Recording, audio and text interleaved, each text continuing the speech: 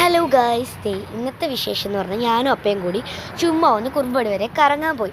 ഒരു പണി കിട്ടി, എനിക്ക് മുട്ടൻ പണിയാണ്. ഞാൻ പറയട്ടോ, ലാസ്റ്റ് പറയാവേ. അപ്പോൾ ഇവിടെ നമുക്ക് കുറച്ച് കടകളൊക്കെ ഉണ്ട്, ഞാൻ നിങ്ങളതൊക്കെ കാണിക്കാം. അതിന് മുമ്പ് ഉണ്ടല്ലോ, ഞാൻ ഡോറ് തുറന്നു. അപ്പോൾ ഡോറ് പൂട്ടിയിട്ടായിരുന്നു പോയത്. ഞാൻ ആ ഡോർ അങ്ങ് പിടിച്ച് തുറന്നു. കേട്ടില്ലായിരുന്നു സൗണ്ട്, കീ കീ കീ എന്ന് പറഞ്ഞിട്ട്.